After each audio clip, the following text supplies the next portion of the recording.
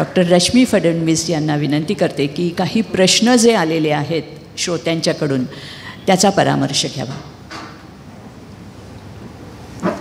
नमस्कार. पहिला प्रश्न डॉक्टर आशिषना आहे. आता त्यांनी जो उल्लेख केला त्या बाबतीत समाधी ही आत्महत्या असते का, आणि लिव्हिंग विल हा एक प्रकारची इनडायरेक्ट आत्महत्या ठरू शकेल का? नाही ते बघतील. नाही लिव्हिंग विल म्हणजे आपण जागेपणी आपल्या कडची जी स्थावर मालमत्ता आहे, जंगी मालमत्ता आहे जी आहे ती त्याची विल्हेवाट कशी लावायची ह्याचं लेखी स्वरूप जे आहे ते आपण. सर लिव्हिंग विल म्हणजे if I am on the ventilator should be off. अच्छा, सो ॲडव्हान्स डिरेक्टिव्ह. सो तुम्ही जेव्हा आत्ता मी स्वास्थ्यात आहे पण मला समजा काही झालं आणि व्हेंटिलेटरवरती आलो आणि व्हेंटिलेटरवरती आल्यानंतर डॉक्टरांना जर वाटलं की बाबा ह्याच्यामधनं काय हा माणूस सुटणार नाही तर त्याला किती वेळ ठेवायचं किंवा हे निर्णय जे आहेत ते घेण्यासाठी आपण जे डिरेक्टिव्ह देतो ते आपण लिहू शकतो, आपण लिहून ठेवू शकतो, आपल्या घरच्यांना सांगू शकतो कुठल्या डॉक्टरकडनं ट्रीटमेंट घ्यायची आणि कुठल्या वेळेला तो सपोर्ट जो आहे तो थांबवायचा, व्हेंटिलेटरचा सपोर्ट घ्यायचा की नाही. माझी स्वतःची मामी होती, तिला काही आजार झाला होता आणि तिने ती विलमध्ये लिहिलं होतं की जर काही झालं आणि वाटलं डॉक्टरांना की व्हेंटिलेटर लावायला लागेल तर कृपया व्हेंटिलेटर लावू नका, हे तिने क्लिअरली सांगितलं होतं. सो तशा पद्धतीने आपण आपला निर्णय जो आहे शेवट गोड व्हावा ह्याच्यासाठी तो आपण घेऊ शकतो. आणि जगवायचं नाही. हो नाही. आणि समाधी ही आत्महत्येचा प्रकार असू शकतो का? मगाशी तुम्ही थोडंसं त्याच्याबद्दल बोलला. आता ह्याच्यामध्ये कसं आहे माहिती आहे की आत्महत्या ह्या शब्दावरती लोकांना फार भावना येतात. स्वतःचं जीवन संपवणं हा एवढा मर्यादित अर्थ जर आपण घेतला तर समाधी आणि आत्महत्या ह्या एकच गोष्टी आहेत. कारण जीवन संपवणं हाच त्याच्यामधला गर्भ आहे. त्यामुळे फक्त सगळेजण ज्ञानेश्वरांसारखे नसतात की ज्ञानेश्वरी लिहिली आता काही आपल्याला करायचं नाही असं सगळेजण म्हणू शकणार नाहीत. पण माझ्या मते ह्या दोन्ही गोष्टी ज्या आहेत त्या अतिशय सिमिलर आहेत. पण आत्महत्येबद्दलचं निगेटिव्ह कनोटेशन जे आहे ते जर तुम्ही समाधीस्थ लोकांसाठी वापरलं तर त्यांचे अनुयायी जे असतात ते चिडतात. आणि सर्व काही समजलं असं सगळ्यांना 5 जणांना आहे, पण मनाचा गुंता कसा सोडवायचा? म्हणजे तुम्ही मला सांगता की आत्महत्येचा विचार करू नका, पण त्याच्या आधीची जी स्टेप आहे त्याच्यासाठी स्वतः काय प्रयत्न करायचे? ते जर आम्हाला माहिती असतं तर आम्ही सुद्धा आमच्या आयुष्यातले गुंते जे आहेत ते लिहिल्या सोडवले असते. पण एक असं असतं की एक आपल्या प्रत्येकाच्या मेंदूची ताकद जी असते ना ती लिमिटेड असते आणि ती आपण दुसऱ्याकडनं उसनी घेऊ शकत नाही किंवा दुसऱ्याला उसनी देऊ शकत नाही. आता जेव्हा त्या मेंदूचा वापर आपण करत असतो तेव्हा विचार करणं आणि भावना निर्माण करणं ह्या 2 गोष्टींमध्ये मेंदू ती ताकद जी आहे ते वापरत असतो. आणि जेव्हा ती ताकद जास्त भावनांकडे जाते तेव्हा विचारांना कमी मिळते आणि जेव्हा विचारांना कमी पडते तेव्हा आपल्याला सांगितलं जातं विनाशकाले विपरीत बुद्धी, भावना विवश होऊन निर्णय घेऊ नकोस. त्यामुळे कुठेतरी भावनांचा रथ जो आहे तो कुठेतरी रोखायला लागतो आणि मग भगवद्गीतेमधलं चित्र हे डोळ्यासमोर येतं की व्यसन जी आहे घोड्यांच्या म्हणजे आपल्या सेन्सरी ऑर्गन्सची जी व्यसन आहे ती कुठेतरी असली पाहिजे. नुसती बुद्धिमत्ता असून चालत नाही. सारथी कृष्ण आहे पण तरी देखील घोडे जर आटोक्यात नसतील तर काही उपयोग नसतो. त्यामुळे मन किंवा ज्याला अक्ल असं म्हटलं जातं कुराणमध्ये किंवा मन हे म्हणजे काय बंधन घालणारं असा त्याचा अर्थ आहे. आणि ते बंधन घालणारं जे आहे ते शेवटी ताकदवर असलं पाहिजे. आणि त्याच्यामध्ये कॉग्निटिव्ह बिहेवियरल थेरपी हे जे मॅडम म्हणत होत्या की आपल्या मनातले विचार हे रॅशनल असावेत ह्याचा प्रयत्न करणं. आणि हे अगदी लहान मुलांपासून आपण शिकवू शकतो. तो शिकवण्याचा प्रयत्न जर पहिल्यापासून केला तर बऱ्याच प्रमाणामध्ये हे व्यसन आपण घालू शकतो. जेव्हा आपण एखादी गोष्टी सुइसाईड म्हणतो by definition intentionality is to end life माझ्या स्वतःच्या मर्जीने. ज्ञानेश्वरांच्या समाधीच्या बाबतीत हे असं कुठेही मेन्शन नाही आहे. सो ज्ञानेश्वरांची समाधी आहे ते सुइसाईड नाही होऊ शकत, कारण की दे नो वेअर ज्ञानेश्वरांनी असं म्हटलं की मला माझं आयुष्य संपवायचं आहे. समाधी ही समाधी. बुद्धिझममध्ये कुठलाही धर्म सुइसाईडला प्रमोट करत नाही, पण बुद्धिझममध्ये असं म्हटलं जातं इक्वॅनिमिटी ऑफ द माइंड, की जिथे तुम्हाला समजतं आहे की सुख आणि दुःख याची रेषा संपलेली आहे तुमच्यासाठी, when you have equanimity of the mind, तेव्हा तुम्ही तुमच्या मरणाचा निर्णय घेऊ शकता. Okay, that is the one important thing. तिसरी गोष्ट, कोणीही लिव्हिंग बीइंग, जेवढे लोक या जगात जगत आहे त्या सगळ्यांच्या मनामध्ये कधी ना कधी पुसटचा, जाणीवपूर्वक क्लिअर असा आत्महत्येचा विचार येऊ शकतो. Nothing wrong with it, number 1. आणि नंबर 2, महत्त्वाची जी गोष्ट आहे ती म्हणजे मी जी सांगते माझ्या यांना स्टुडंट्सना किंवा कळ्यांना की ब्रोकन लव अफेअर झालं तर आत्महत्या करतात ते लोक, तर मी त्याला सांगते अरे तुला रॅम्बो माहीत नाही का.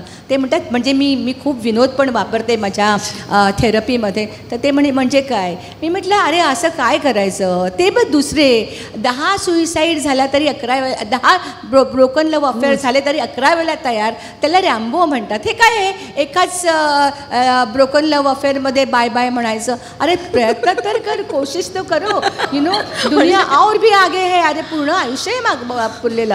तर मला असं वाटतं, I think we have to teach people की living is not that difficult if we try it in a better. You know, it is important. म्हणजे की आपण जेव्हा म्हणतो की मी नोकरी गेली म्हणून मी आत्महत्या केले, जगामध्ये असे अनेक लोक आहेत की अनएम्प्लॉयमेंट होऊन जगत आहेत. बरोबर. You know, this is a very very important. ते आपल्याला कम्पेअर करता आला पाहिजे. तिथे आपल्या विचारांचं लॉजिक जे आहे, आणि लॉजिक पॉझिटिव्ह आणि निगेटिव्ह असतं. ॲडोलसंट आणि ॲडोलसंट एजमध्ये जेव्हा आत्महत्या म्हणजे आत्महत्येचा विचार येतो किंवा काही वगैरे, त्याला जेनेटिक बेसिस असतं का? आत्महत्येमध्ये जेनेटिक बेसिस आहे. You know, this is agreed upon. म्हणजे की आम्ही स्वतःच केलेले आहेत ते काही स्टडीज केलेल्या आहेत. So I mean there are families, असं फॅमिली टू फॅमिली आत्महत्या जात असते. So there is genetic basis. तो जो न्यूरोकेमिकल जो आहे तो सेम आहे जो डिप्रेशनमध्ये असतो. कळलं ना? तर त्याच्यामध्ये so that's it there is a genetic. I think ultimately सगळं, आशिष, मला वाटतं जेनेटिक वल्नरॅबिलिटी, मी सुइसाईड करेन की नाही किंवा मला डायबिटीस होईल की नाही, जेनेटिक वल्नरॅबिलिटी मॅटर्स.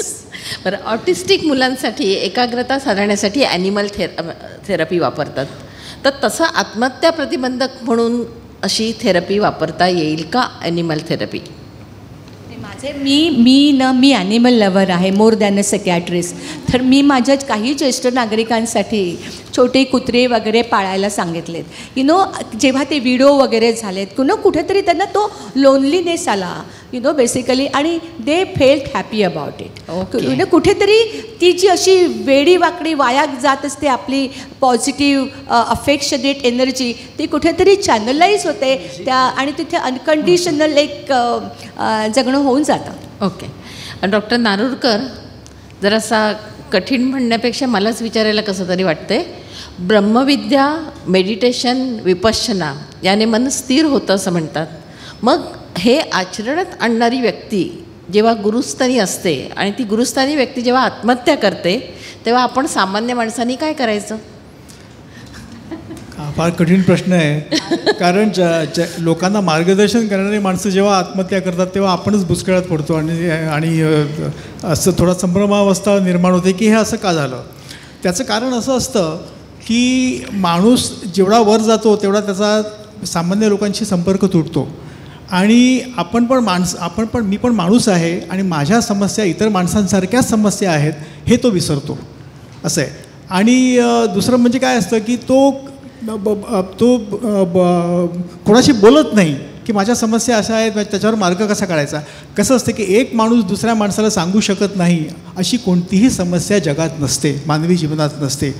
आणि सगळ्यात महत्त्वाचं म्हणजे काय की हे सगळं आता ब्रह्मविद्या आहे, मेडिटेशन आहे, प्राणायाम आहे, योग आहे, त्याच्या पलीकडे जाऊन एक चांगला मित्र माणसाला हवा, चांगला जीवलग मित्र हवा, जो रात्री 2 वाजता देखील आपण फोन केला तर तो उचलून, काय रे बाबा काय झालं तुला, आणि कशामुळे तू आता फोन केलास असं आपण विचारू शकेल. ज्याच्या खांद्यावर डोकं ठेवून आपण रडू शकतो असा कोणतरी मित्र पाहिजे. हा मित्र आपण जितका आपण वरती जातो, जितका आपण पॉप्युलर होतो, जेवढे आपण मित्र किंवा मैत्रीण कोणी मित्र म्हणजे. आणि दुसरं म्हणजे मला काय म्हणायचं आहे की मित्र किंवा मैत्रीण बाहेर नसला तरी घरात असतो की आपण आपल्या बायकोला मैत्रीण का समजू नये किंवा आपल्या पतीला आपण मित्र का समजू नये. माझं काहीच म्हणणं नाही. हां नाही, कारण काय मी सहज म्हटलं नाही, मी काय म्हणतो की ते नटसम्राट नाटक सगळ्यांनी पाहिलं असेल. त्याच्यामध्ये शेवटी ते नटसम्राटची पत्नी ते तिला सरकार म्हणतात. ती विचारते काय हो मला सवती किती होत्या. तेव्हा मग नटसम्राट हे म्हणजे गोंधळतात आणि ते म्हणतात की सवत एकही नव्हती पण मैत्रिणी अनेक होत्या. तेव्हा ती म्हणते की बायको मैत्रीण होऊ शकत नाही का.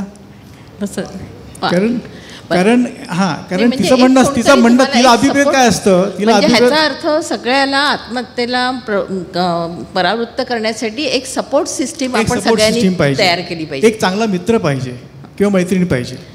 सुलभाताई, आपल्यापाशी हॉस्पिटल चालवण्याचा जबरदस्त अनुभव आहे. पण आपल्या इस्पितळातील जेव्हा क्रोनिक इलनेस किंवा मेंटल हेल्थचे प्रॉब्लेम्स होतात तेव्हा काही माणसं आत्महत्या करतात किंवा आत्महत्येला प्रवृत्त होतात किंवा इवन कैद्यांच्यामध्ये म्हणजे आपण जर पाहिलेलं असेल तर ते कैदीसुद्धा काही वेळेला आत्महत्येला प्रवृत्त होतात. तर तशी आपण कशी हाताळू शकता, म्हणजे त्यांना काय सांगू शकता. अशा जेव्हा क्रॉनिक इलनेसेस असतात किंवा हॉस्पिटल स्टाफ जेव्हा अशा ह्याच्यातून सफर होतो तर त्यावेळेला जसं आता सरांनी सांगितलं तसं बेसिकली सपोर्ट सिस्टीमची गरज असते.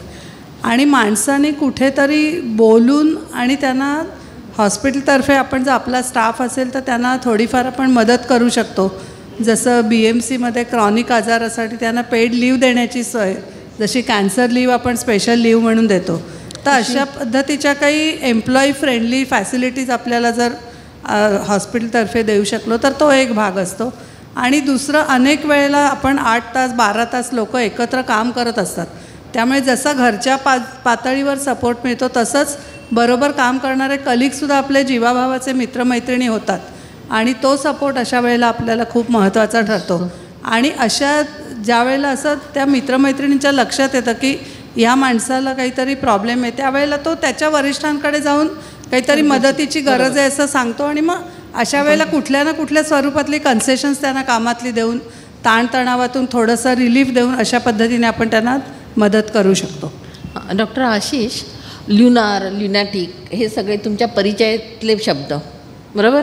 मग मनोव्यापारांचा चंद्राच्या कलेशी काही संबंध आहे का. म्हणजे अमावास्या पौर्णिमेला अंगात येतं किंवा अमावास्या पौर्णिमेला तो विचित्र वागतो माणूस, असं काही असतं का. आणि तेव्हा आत्महत्येचा विचार कमी जास्त म्हणजे असू शकतो का.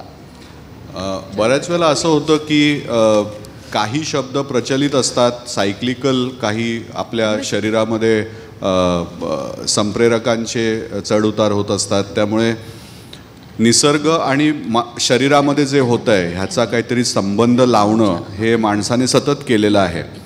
आणि त्याच्यामुळे चंद्रकलेच्या नुसार काही जर ऑब्झर्वेशन्स आली माणसाच्या वर्तणुकीमध्ये तर त्याचा संबंध लावला गेलेला आहे. त्याच्यावरनंच ल्युनॅटिक हा शब्द आलेला आहे. पण शास्त्रामध्ये जी परीक्षणं झालेली आहेत त्याच्यामध्ये तो संपर्क अजूनही काही एस्टॅब्लिश अजूनपर्यंत झालेला माझ्या वाचनामध्ये नाही. पण बरेचसे सायक्लिकल त्रास असतात ज्याच्यामध्ये काही अडचणी असतात. पण त्याचा चंद्राच्या कलेशी काही संबंध आहे, भरती ओहोटीशी काही संबंध आहे, असं काही परीक्षण माझ्या वाचनात नाही आलेलं. ओके, ठीक आहे. सर्वांना एक टेक होम मेसेज तुम्हाला द्यायचा आहे, तर तुम्हाला एकेका शब्दामध्ये सांगायचं आहे. त्याच्या आधी आमचे काय एका वाक्यामध्ये तरी सांगा. एका वाक्यात, एका शब्दात. मला असं वाटतं की टेक होम मेसेज असा आहे की आपण मुलांना हवंय ते कसं मिळवायचं हे शिकवतो, पण मिळालंय ते हवं कसं वाटून घ्यायचं हे शिकवत नाही. मला वाटतं ते शिकवलं तर बराच फायदा होईल. माझ्याकडून टेक होम मेसेज हा असेल की an important communication can save a life. त्यामुळे संवाद हा खूप इम्पॉर्टंट आहे. तो घरात असू दे, फ्रेंड्ससोबत असू दे, आपल्या कलिगसोबत असू दे, तर संवाद इम्पॉर्टंट आहे. टेक होम मेसेज त्यांचा नाही आहे ते समोर. अच्छा, I think resilience is the key to manage life crisis. मला वाटतं असं की मी मगाशी म्हटलं त्याप्रमाणे एक खास जिवलग मित्र असावा, ज्याच्याजवळ आपण मन मोकळं करू शकतो, ज्याला मनातलं सगळं सांगू शकतो. आणि दुसरं म्हणजे काय की आपण मनाचं संगोपन करावं, कारण अनमोल जीवन आहे हे, आणि त्याची जपणूक करावी. आणि कुठचीही गोष्ट आपल्या मित्राला सांगण्यासाठी आपण लाजू नये, संकोच करू नये. आणि त्यामुळे आपल्याला जरासा एक मानसिक आधार मिळतो आणि हे विचार येणारच नाहीत आत्महत्येचे, असं वाटतं. डोमेस्टिक व्हायलन्स हा आपल्या आयुष्याचा एक नॉर्मल भाग आहे, ही समजूत आपल्या समाजातून ज्या दिवशी नाहीशी होईल आणि मुली आत्मनिर्भर होतील, शिक्षणाने होतील, कुठल्याही सक्षम होतील, तो दिवस मला वाटतं सोन्याचा असेल. आणि अशी समाजव्यवस्था ज्यावेळेला आपण निर्माण करू शकू तो आपला अल्टिमेट टार्गेट टाईम असेल.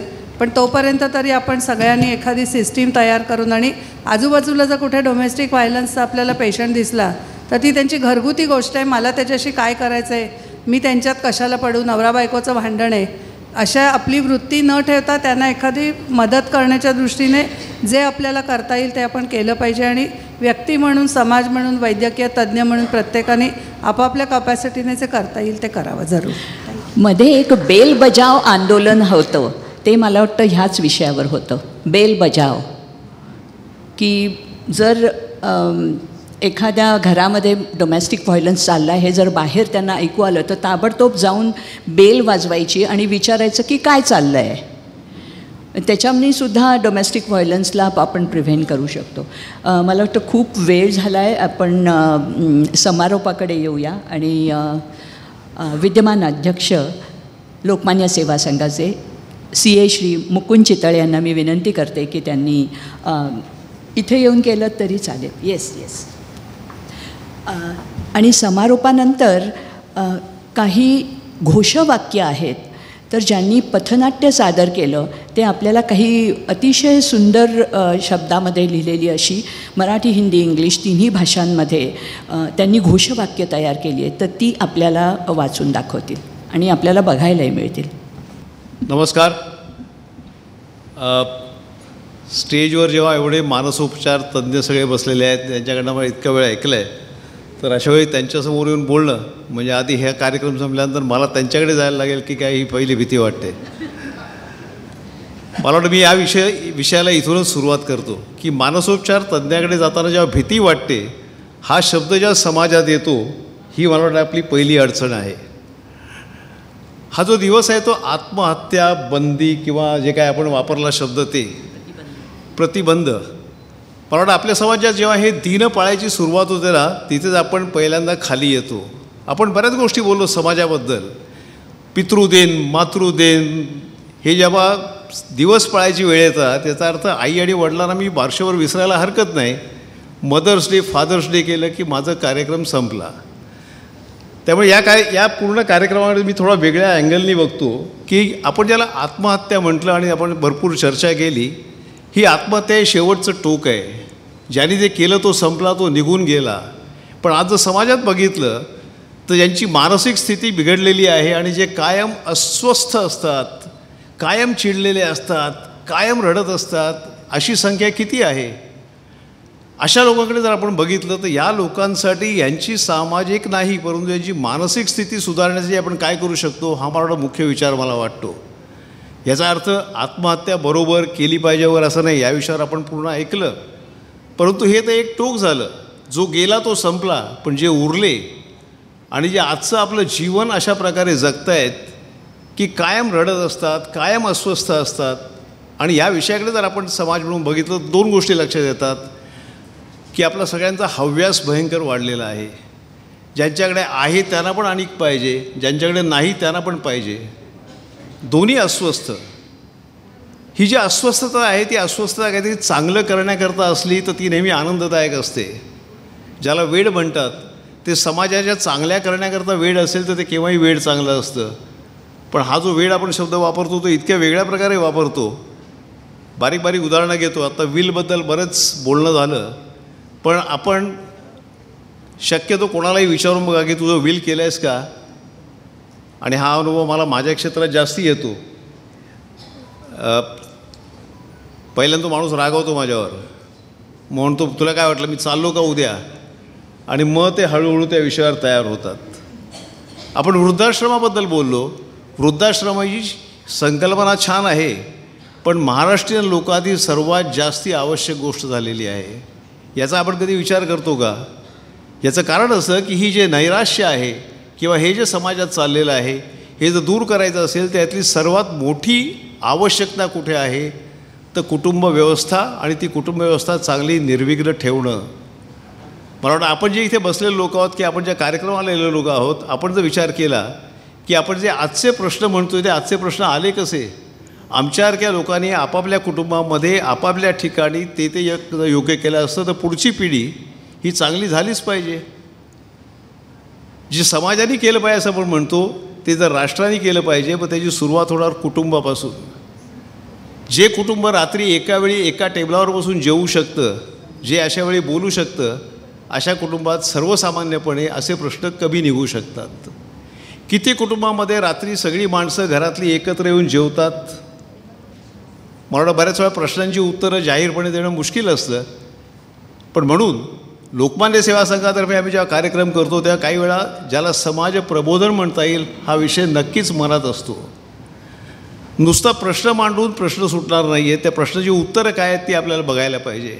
आणि म्हणून मी एक विनंती करेन की हे जे एवढे एक्सपर्ट्स आपल्याकडे आलेले आहेत, आजचा कार्यक्रम केला वैद्यकीय शाखेने, आमच्याकडे दिलासा म्हणून शाखा आहे, आमच्याकडे युवा शाखा आहे. इथे आलेले एक्सपर्ट्स एवढे छान आहेत की या प्रत्येकाचा एक एक कार्यक्रम होऊ शकेल असं आहे. तर आम्ही तुम्हाला विनंती करतो की तुम्ही आम्हाला मार्गदर्शन करा की हा विषय जर पुढे न्यायचा असेल तर नुसती आत्महत्या बंदी किंवा तो विषय नाही आहे. समाजाचं जे मानसिक संतुलन बिघडतं आहे आणि प्रत्येकाचा जो हव्यास वाढतो आहे तो हव्यास कमी करण्यासाठी काय केलं पाहिजे, आणि हे कोणीतरी केलं पाहिजे म्हणून संपत नाही, ते सामाजिक संस्थांनी पुढाकार घेऊन केलं पाहिजे. आणि लोकमान्य सेवा संघ म्हणून हा पुढाकार घ्यायला आम्ही नक्की तयार आहोत. आम्हाला मार्गदर्शन हे कसं करावं, हे मांडावं कसं, हा जो विषय असतो तिथे आम्ही काही वेळा कमी पडतो म्हणा किंवा आम्हाला पुरेशी मदत मिळत नाही म्हणा. तिथं जर तुम्ही आम्हाला मदत केली तर आमच्या जेवढ्या शाखा आहेत त्या शाखा एकत्र येऊन हा कार्यक्रम नक्कीच करू शकतात. हे का होतं याचा जर विचार केला तर जसं मी हव्यास म्हटलं तसं आणखीन एक गोष्ट येतं की नैराश्य, निराशा, बेचैनी आणि काही प्रमाणात टी व्ही सिरियल्स आणि सिनेमा. प्रत्येक सिरियलमध्ये सासू आणि सून ही भांडतानाच दिसली पाहिजे तर त्याचं TRP वाढतं. पण TRP वाढतं म्हणजे काय, आम्ही बघतो म्हणून वाढतं ना. आम्ही तो कार्यक्रम सुरू आला की आम्ही जर TV बंद करत राहिला तर TRP कमी होईल की नाही. मग आम्ही का नाही कमी करत. मी बऱ्याच वेळा असं असतं ना की प्रश्न दुसऱ्याच्या घरातला असतो ना, तो ऐकायला बघायला जरा मी बरं वाटतं नाही म्हणणार पण चालून जातो. पण हा प्रश्न जे माझ्या घरात आला तर तुम्ही ऐकून घेईन का, उत्तर नाही म्हणून आहे. आता शेवटी बोलताना बोललं गेलं की आपल्या शेजारी जर कुठे कौटुंबिक काहीतरी अडचण वाटली तर आपण जावं. माफ करा पण बऱ्याच वेळा नात्यात जरी अडचण वाटली तरी हल्ली माणसं जात नाहीत. शेजारचं घर सोडून द्या. ज्येष्ठांचा आदर हा जो विषय बोलला गेला तर ज्येष्ठांचा आदर हे हल्ली गोष्टीत राहिलेली गोष्ट आहे. या ज्या गोष्टी घडतात त्याचं कारण कोण आहे, याचं कारण आपणच आहोत. आपण आपापल्या क्षेत्रामध्ये, आपापल्या घरांमध्ये, आपापल्या कुटुंबामध्ये, आपापल्या सोसायट्यांमध्ये जे काही करायला पाहिजे ते करायला थोडेसे आपण कमी पडतो. आणि त्या कमी पडण्यातनं ज्या गोष्टी सुरुवात होतात त्याच्यात हे आजचं सगळं निघतं. मग आता यातनं पुढे कसं जायचं. निगेटिव्ह भरपूर ऐकलं, पुढे कसं जायचं. तर बऱ्याच वेळा असं असतं की हे सगळं जर करायचं असेल तर चांगली माणसं लागतात समोर. कारण हल्ली पेपर, TV आणि सिरियल बघितलं तर फक्त वाईट माणसंच समोर दिसतात, वाईट उदाहरणंच समोर दिसतात. आणखीन एक त्यामुळे असं लक्षात येतं की बऱ्याच वेळा आपल्यात म्हटलं जातं की बोले तैसा चाले त्याची वंदावी पाऊले. अशी पावलं कमी दिसतात म्हणून देवळात जाणारी पावलं वाढतात. कोणाला नमस्कार करा अशी माणसं कमी दिसतात म्हणून देवळात जाणारी माणसं वाढतात. या विषयावर परवा मी एक पुस्तक वाचताना एक कविता आठवली, ती फक्त सांगतो. व्यंकटेश कुलकर्णी म्हणून आहेत, त्यांनी बरंच काही असं कवितांचं एक पुस्तक लिहिलं आहे. छान वाटली, या विषयाकरता योग्य वाटली. अर्थ दे. अर्थ हा विषय माझ्याविषयी संबंधित नाही आहे. शब्दांचा अर्थ म्हणायला हरकत नाही की जीवनाचा अर्थ म्हणायला हरकत नाही. अर्थ दे, भावार्थ दे, या जीवनाला अर्थ दे. श्वास दे, निश्वास दे, अंतरी विश्वास दे. संभ्रमाचे मेघ विरुनी ध्येय निश्चित लागू दे. वेग दे, आवेग दे, पण संयमाचा भाग दे. हा जो संयम आहे तो हल्ली बराचसा सुटत चाललेला आहे. प्रमाणबद्ध काहीतरी गोष्ट करणं सुटत चाललेलं आहे. त्यामुळे आत्महत्या हे फक्त शेवटचं टोक आहे. पण आपण चांगुलपणाकडनं वाईटपणाकडे जाण्याचा जो प्रवास आहे आणि कायम अस्वस्थ मानसिक राहणं आणि जगावर कायम उखडत राहणं, हा जो प्रकार आहे, हा जर आपल्याला बदलायचा असेल तर मला वाटतं ज्या गोष्टी करणं आवश्यक आहे त्या आपापल्या कुटुंबामध्ये, आपापल्या सोसायटीमध्ये हे करणं कितपत योग्य आहे हे जर आपल्याला पडत असेल तर मला वाटतं या विषयात समोर येऊन लोकमान्य सेवा संघा म्हणून आम्हाला काम करायला नक्की आवडेल. आम्हाला मार्गदर्शन करा, आमच्याबरोबर काम करा. धन्यवाद.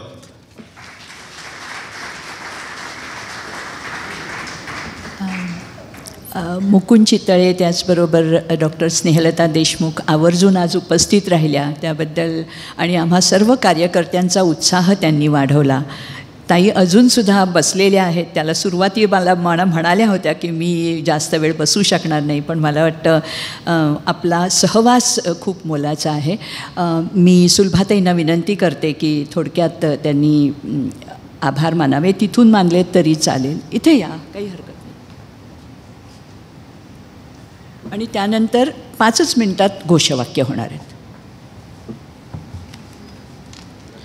शब्द बोलावा नेटका, शब्द तोलावा जपून, कुण्या एका वेदनेला शब्द व्हावा पांघरुण. या भावनेने लोकमान्य सेवा संघाने आजचा कार्यक्रम आयोजित केला होता.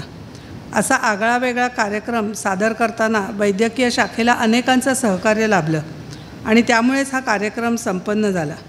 आजचे आपले मान्यवर वक्ते नुसतेच तज्ज्ञ डॉक्टर नव्हेत, तर त्यांचा प्रदीर्घ अनुभव, अफाट वाचन, चतुरस्त्रपणा, झपाटलेपणा यामुळे त्यांची एक अनोखी ओळख निर्माण झाली आणि त्यामुळे त्यांच्या मार्गदर्शनाचा आपल्याला मोठाच फायदा झाला. त्यासाठी मी doctor Parkar, doctor Narurkar, doctor Deshpande, doctor Pawar या सगळ्या डॉक्टरांचे मनापासून आभार मानते. या सर्वांचं ज्ञानाचे आणि अनुभवाचे बोल ऐकण्यासाठी आपण मोठ्या संख्येने उपस्थित राहिलात आणि कार्यक्रम इतक्या उशिरापर्यंत चालूनही तुम्ही सर्वजण थांबलात, याबद्दल मी आपल्या सगळ्यांची ऋणी आहे. आणि भविष्यातही आमच्या वैद्यकीय शाखेतर्फे जे कार्यक्रम सादर होतील त्याला तुम्ही जरूर उपस्थित राहाल अशी मला आशा वाटते. उत्तम दर्जाचा असा कार्यक्रम सादर करायचा तर त्यासाठी साऊंड सिस्टीम, व्हिडिओ रेकॉर्डिंग या सगळ्या गोष्टी अतिशय आवश्यक. त्यासाठी प्रतीक पराडकर यांनी साऊंड सिस्टीम, सुधाकर रायकर यांनी व्हिडिओ रेकॉर्डिंग याची व्यवस्था ठेवली. तसंच श्री सुर्लेकर यांचेही मी आभार मानते. आजच्या कार्यक्रमाला सन फार्मातर्फे श्री महेंद्र यांनी मोठाच हातभार लावला, त्यासाठी त्यांचे मनापासून आभार. आजच्या कार्यक्रमाला आपले अध्यक्ष चितळे सर तसेच देशमुख मॅडम उपस्थित राहिले याबद्दल मला अतिशय आनंद वाटतो आहे. या कार्यक्रमाची संकल्पना ज्यांनी मांडली आणि त्याच्यासाठी अथक प्रयत्न केले, आम्हाला मार्गदर्शन केले, त्या कार्यवाह रश्मिताई फडणवीस यांचेही मी मनापासून आभार मानते. श्री महेश काळे, श्री उदय तारदाळकर, त्याचबरोबर लोकमान्य सेवा संघाचे सर्व कर्मचारी यांची आम्हाला पुष्कळच मदत झाली आणि त्यामुळे हा कार्यक्रम आम्ही पार पाडू शकलो. आता अनवधानाने कदाचित कोणाची नावं जर राहिली असतील तर मला मनापासून क्षमा करा आणि त्याच्याचबरोबर आजचा आभार माझे इथे संपले असं मी जाहीर करते. घोषवाक्यांसाठी यायचं असं. जगी सर्वात सुखी असा कोण आहे, संकटाशी आपण घाबरून का जावे. ओके. समस्यांना होऊन हार मानण्यापेक्षा मात करून जगण्यास समर्थ आहे.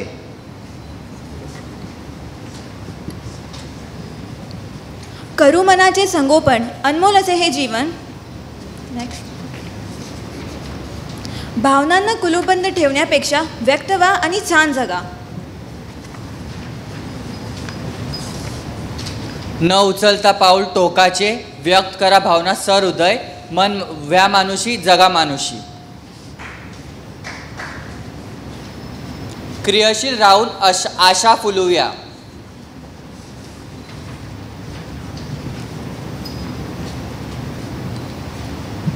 Let's promote healthy conversation for a healthy tomorrow. Never, never give up if you see everything so dark. Ask for matchup to light up.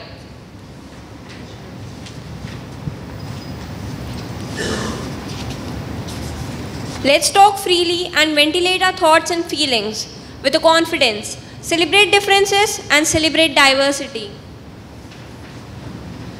Being sad is not bad, it just makes us go mad. But let's speak it out to feel glad.